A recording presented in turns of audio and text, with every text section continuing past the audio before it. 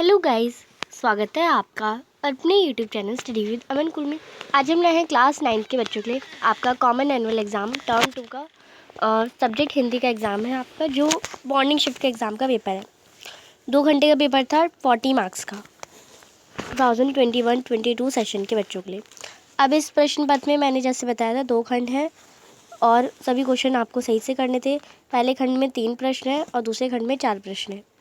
और ये पहले प्रश्न में भी कितने प्रश्न हैं वो सारे आपको जैसे क्वेश्चंस के निर्देश दे रखे थे वैसे करना है। तो खंड का में जो कि पाठ्य पुस्तक और पूरक, मैंने पहले ही बताया था गद्यांश नहीं आएगा तो आपको उसकी प्रैक्टिस भी नहीं करनी थी इतनी। पाठ्य पुस्तक पर पूरक पाठ्य पुस्तक 20 मार्क्स में आया था। तो फर्स्ट क्वेश्चन में 4 पार्ट हैं, उन चारों के आपको आंसर करने थे फर्स्ट और 25 से 30 वर्ड में। पहला, सालिम अली के जीवन की किस घटना ने उन्हें पक्षी प्रेमी बना दिया? तो बचपन में अपनी एयर गन से उन्होंने एक गौरैया को शूट कर दिया था, जिससे जिससे उन्होंने अपना पूरा जीवन पक्षियों को देखने में, उनका सेवा करने में ही व्यतीत कर दिया। इसी घटना ने उन्हें पक्षी प्रेमी बना दिया। दूसरा, सावली सपनों की याद शिक्षक की सार्थकता पर टिप्पणी कीजिए। तो शीर्षक सावली सपनों की याद एकदम सही शीर्षक है, क्योंकि ये एक संस्मरण है जो कि पक्षी प्रेमी सालिम अली की याद में लिखा गया है। जब सालिम अली अपनी जनाजा जा रहा होता है, तब से लेकर सालिम अली की मृत्यु के बाद लोग तब भी यही सोचते हैं कि सालिम अली अभी गए हैं और जल्द ही आ जाएंगे। तो सावली सपनों की याद एकदम शीर्षक एकदम सार्थकता है। तीसरा है, प्रेमचंद के फटे जूते पाठ में टीले शब्द का उपयोग किस अर्थ में किया गया है? तो टीले शब्द उन रूढ़िवादी कुरीतियों के ऊपर प्रभावित कराया गया है जिसमें लोग पर्दे का भाव रखते हैं और दिखावे की प्रवृत्ति में रखते हैं, पर लेखक उस टीले को मार के कुचल कर उसके ऊपर से बढ़ते हैं और वो युग प्रवर्तक कहलाते हैं और दिखावे की प्रवृत्ति नहीं रखते। तो ये क्वेश्चन का आंसर करना था। नेक्स्ट, प्रेमचंद के फटे जूते पाठ के आधार पर प्रेमचंद के विशेष व्यक्तित्व की विशेषताएं बतानी है। तो प्रेमचंद सादा जीवन, उच्च विचार रखते थे और बहुत सारे आप लिख सकते थे। प्रेमचंद युग प्रवर्तक है, वो एक सम्राट साहित्यकार हैं और वह दिखावे की प्रवृत्ति नहीं रखते, वह पर्दा नहीं करते। तो ये बहुत सारे आप इसमें रीजंस लिख सकते थे। नेक्स्ट, क्वेश्चन नंबर 2, जिसमें आपको सिर्फ 3 प्रश्न करने थे। उसमें चारों करने थे बट इसमें 3 करने कोई। कैदी और कोकिला कविता में कवि ने कोयल के बोलने के इनकारने की संभावना बताई है। तो ये बताया था कि कोयल इसलिए बोल रही है क्योंकि उसे बहुत डर लग रहा है कि जो वो कालकोठरी में से देख रही है कि सैनिक है, जो स्वतंत्रता संग्राम है, सेनानी है, जो कि गुलामी को हटवाना चाहते हैं, वो खुद ही गुलाम बन करके जेल में बैठे। वो ये सब देख के वो अपनी संभावना बताती है, या फिर वो सोचते हैं कि कोई संदेशा तो नहीं लाई। तो ये इसका आंसर हो जाएगा। दूसरा, कैदी और कोकिला से ये कविता के आधार पर पराधीन भारत की जेलों में दी गई जाने वाली यंत्रणाओं का वर्णन कीजिए। तो जब भारत आज़ाद नहीं था तब कैसी जेल में यातनाएं, कैसी सज़ा सुनाई जाती थी, कैदी और कोकिला पाठ के आधार पर बताना है। तो इस कविता के आधार पर क्या था कि लेखक को 10 फुट का संसार था, उन्हें हाथ में बेड़ियाँ बांध के रखनी पड़ती थी और जब वो रोते भी थे तो उन्हें और सज़ा मिलती थी। तो ये आप इसमें आंसर लिख सकते थे। फिर है, सुविधा और मनोरंजन के उपकरण से बच्चे वंचित क्यों हैं? बच्चे काम पर जा रहे हैं, कविता के आधार पर लिखे। तो सुविधा और मनोरंजन के उपकरण से बच्चे इसलिए वंचित हैं क्योंकि वह रोज़ी रोटी के लिए काम पर जा रहे हैं। उनका काम पर जाना उनकी एक विवशता है, उन्हें सुविधा नहीं मिल पा रही। और क्योंकि अगर किसी के पास खाने के लिए रोटी नहीं है तो वो कैसे खिलौने कैसे खरीद सकता है। फिर घा में कोई 3 ही करने थे, मैं आपको घा भी बता देती हूँ। बच्चे काम पर जाना धरती पर एक बड़े हादसे के समान क्यों है? तो धरती पर एक बड़े हादसे का समान इसलिए क्योंकि छोटे छोटे बच्चे जिनकी उम्र पढ़ने लिखने की है वो काम पर जा रहे हैं, जिससे हमारी आने वाला जो भविष्य है वो भी ख़राब हो रहा है। और आप शिक्षा के लिए वो श्रम नहीं कर रहे, वो रोटी के लिए मजदूरी कर रहे हैं। ये भी आप लाइन लिख सकते थे, ये इसका आंसर हो जाता। फिर है प्रश्न 3, किन्हीं 2 प्रश्नों के उत्तर लिखिए 60 शब्दों में। तो इनमें से 3 है, आपको केवल 2 करने थे और तीनों पाठों में है, मेरे संग की औरतें, रीढ़ की हड्डी और माटी वाली। तो कोई 60 शब्दों में सिर्फ 2 करने थे। तो मेरे संग की औरत में पाठ में लेखिका ने अपनी नानी को कभी देखा नहीं था और उनके व्यक्तित्व से वह क्यों प्रभावित थी? तो वो इसलिए प्रभावित थी क्योंकि सब उनके बारे में बताते थे कि तो सबसे उसने जानकारी प्राप्त करी कि नानी कैसी थी, पर देखा नहीं, पर उनके बारे में चर्चा होती थी, तो जिससे वो प्रभावित थी नानी के व्यक्तित्व से। और यहाँ पे आप नानी का व्यक्तित्व कैसा था, वो अनपढ़ थी और गुलामी के खिलाफ थी, यानी स्वतंत्रता के साथ थी। आप ये सब लिख सकते थे। रीढ़ की हड्डी एकांकी का उद्देश्य क्या है? तो रीढ़ की हड्डी एकांकी का यही उद्देश्य है कि जो समाज में स्त्रियों को असमानता दी जाती है, वो उसके आधार पर ये पाठ था।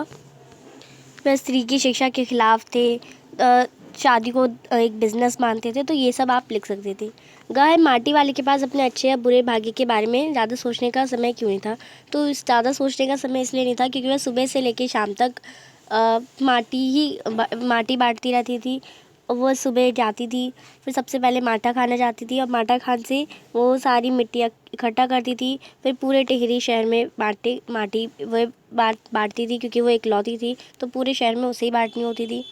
और फिर इसमें आप लिख सकते हैं, वो जिस साहिब के घर रहती थी वहाँ भी उसे काम करने जाना पड़ता था, तो पूरी शाम लग जाती थी। तो इससे उसे अपने बारे में सोचने या अपने अच्छे या बुरे भाग्य के बारे में सोचने का समय नहीं था। फिर है खंड का रचनात्मक लेखन। अब इसमें आपके ग्रामर के क्वेश्चंस आ जाएंगे। सबसे पहले अनुच्छेद के तीन विषय दे रखे हैं, उनमें से किसी एक विषय पर आपको 150 शब्दों में अनुच्छेद लिखना है। पहला है वर्षा ऋतु का एक दिन।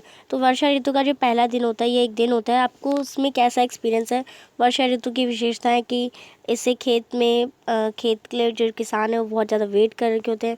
प्राकृतिक सौंदर्य कैसा होता है, व्यक्तिगत अनुभव आपका कैसा अनुभव है जब वर्षा ऋतु होती है, और इसका पूरा एक निष्कर्ष बना के लिख सकते थे। दूसरा है फिर मोबाइल फ़ोन के दुष्परिणाम। इसमें आपको भूमिका मोबाइल फ़ोन का बढ़ता प्रयोग, स्वास्थ्य पर पड़ने वाला दुष्प्रभाव, दुष्परिणाम से बचने के उपाय। तो मोबाइल फ़ोन का आप दुष्परिणाम लिख सकते थे कि स्टार्टिंग ऐसे कर सकते हैं कि संचार में जो मोबाइल फ़ोन है बहुत ज़्यादा पॉपुलर हो रहा है, हर जगह मोबाइल फ़ोन की मांग है, मोबाइल फ़ोन के बिना इंसान ही अधूरा है, और इसका प्रयोग लॉकडाउन में और बढ़ गया है। ये सब आप लिख सकते थे, जिससे मोबाइल का प्रयोग करने से हमारी आँखों में बहुत ज़्यादा इफ़ेक्ट करता है, तो इससे स्वास्थ्य पे बुरा परिणाम हो जाएगा, लिखने की आदत छूट जाती है, तो ये और टाइपिंग स्पीड बढ़ती है, तो ये स्वास्थ्य पर पड़ने वाले दुष्प्रभाव हो जाएंगे। और इससे बचने का तरीका हमें लिमिट में यूज़ करना चाहिए और कम से कम यूज़ करना चाहिए। तो ये सारे कुछ आप बचने के उपाय भी लिख सकते थे। ऐसे अनुशासन का महत्व, अनुशासन का अर्थ क्या होता है कि कैसे अनुशासन बनाए रखना चाहिए व्यक्तिगत हम अपने निर्माण, अगर हमारे अंदर अनुशासन होगा तो हम कैसे डिसिप्लिन में कैसे रहेंगे। अनुशासन से ही समय का सही प्रबंधन होता है और जीवन में सफलता का द्वार। ये सब आपको शो करते हुए अनुशासन का महत्व एक पैराग्राफ आपको लिखना था। पांचवा प्रश्न है, यातायात नियमों की अवहेलना की शिकायत करते हुए यातायात निरीक्षक को लगभग 120 शब्दों में पत्र। तो ये तो आपका औपचारिक है, आप लिखते थे सेवा में यातायात निरीक्षक को पद और जहाँ पे वो रहते हैं, दिल्ली, नंबर, फिर डेट, फिर विषय, फिर महोदय, और पूरा अपना विषय लिखते कि नियमों की कैसे अवहेलना हो रही है। गाड़ी टाइमिंग होती जाती है बट उससे पहले गाड़ी निकल जाती है, जिससे एक्सीडेंट के बहुत सारे चांसेस होते हैं। तो ये सब आप लिख के एंड कर देते। या अथवा में अनौपचारिक पत्र है, दिल्ली शहर की विशेषताओं का वर्णन करते हुए किसी मित्र को लगभग 120 शब्दों में पत्र लिखे। तो इससे कैसे लिखते, पहले एड्रेस लिख देते, मेरे प्रिय मित्र, स्नेह, प्यार, फिर विषय लिखते कि तुम दिल्ली आने वाली हो, दिल्ली के बारे में जान लो। दिल्ली की विशेषता बताते थे कि दिल्ली में बहुत सारी ऐतिहासिक इमारतें हैं, वहाँ पे जाना भी बहुत आसान है क्योंकि DTC बस मुफ्त है, दिल्ली में सेफ़ प्लेस है, दिल्ली गली मोहल्ले में मोहल्ला क्लिनिक और कैमरे लग रखे हैं जिससे तुम यहाँ पे बहुत ज़्यादा सुरक्षित हो। तो ये सब हम दिल्ली की विशेषता बताते हुए लिख सकते थे। तो ये पत्र में आ जाएगा और एंड कर देते तुम्हारी प्रिय मित्र। फिर है 6th क्वेश्चन, यहाँ पे आपको क में भी दोनों में से कोई एक करने थे और खा में भी दोनों, यानी 2 संवाद, जैसे मैंने आपको बताया था 2 संवाद करने हैं। तो पुस्तक खरीदने के लिए पुस्तक विक्रेता और विद्यार्थी के मध्य लगभग 40 शब्दों में संवाद लिखना था। तो आप कहते हैं कि एक ये वाली बुक दे दो, तो दुकान वाला कहता है कौन सी बुक, इसका नाम, सब पर आप ऐसी संवाद, जैसे आप कोई बुक खरीदते हैं तो क्या क्या बातचीत होती है आप वो लिखनी है।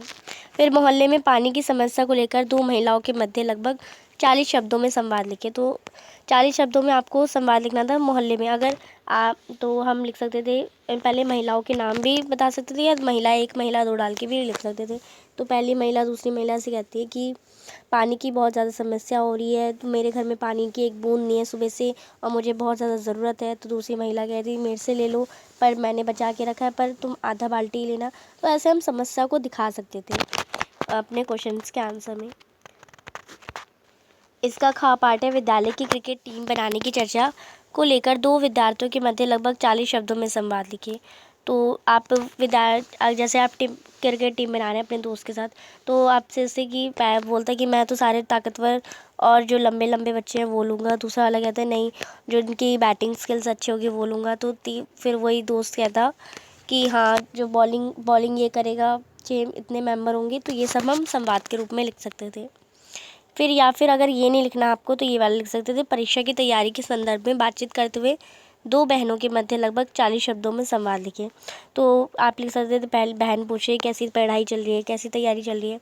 तो आप लिखते हैं एकदम मस्त चल रही है, या अगर बुरी चल रही है तो बुरी लिखते थे। मेरे पेपर अब से अब तक स्टार्ट है, यहाँ ये वाला पेपर हो रहा है, मेरी इतनी तैयारी हो रखी है। तो ये सब आपका रोज़मर्रा की बातें आप लिख सकते थे। 7वां प्रश्न है, अपने जीवन से जुड़ी किसी घटना के अनुभव पर लगभग 120 शब्दों में लघु कथा लिखिए। तो कोई भी अपने जीवन, अगर आपके पास जीवन से जुड़ी कोई घटना है या किसी और के जीवन की भी जुड़ी है और आपको अच्छी लगती है, तो आप अपने जीवन से लिख सकते हैं। तो वो कोई घटना आप लिख सकते हैं। या फिर अथवा में शिक्षा का महत्व पर कोई कथा लिखते, लघु कथा। तो आप लिख सकते थे 2 फ्रेंड्स थे, एक राजू एक मोनू। राजू पढ़ने में बहुत अच्छा था, पर मोनू दिन भर खेलता रहता था। मोनू उसे भी खेल में उलझाए रखता था, बट राजू अपना पढ़ लेता था, पर मोनू बिल्कुल नहीं पढ़ पाता था। फिर परीक्षा के दिनों में मोनू फेल हो गया और राजू ने फर्स्ट रैंक लाई। दोनों में लड़ाई भी हो गई, दोनों में मोनू दूर रहने लगा, पर राजू ने एट द एंड उसे शिक्षा का महत्व, उसे पढ़ाई का मतलब अच्छे से समझाया। ये सब हम लिख सकते थे लघु कथा। 120 शब्दों में छोटी सी कहानी भी हो जाती है हमारी। तो आई होप आपका पेपर अच्छा से गया होगा, जैसे मैंने बताया वैसे ही सबने करा होगा या फिर इससे भी अच्छा कर रखा हो। तो पेपर कैसा गया मुझे कमेंट सेक्शन में ज़रूर बताएं, और चैनल को अभी तक सब्सक्राइब नहीं किया तो प्लीज़ चैनल को सब्सक्राइब ज़रूर करें। फाइनली आपके सारे जो एग्ज़ाम है वो कंप्लीट हो गए। आई होप आपको कोई भी डाउट ना हो अब। तो एंड हमारे चैनल के साथ जुड़े रहें, चैनल को सब्सक्राइब ज़रूर करें और वीडियो को ज़्यादा से ज़्यादा दोस्तों के साथ शेयर करें। Thanks for watching you, bye bye guys.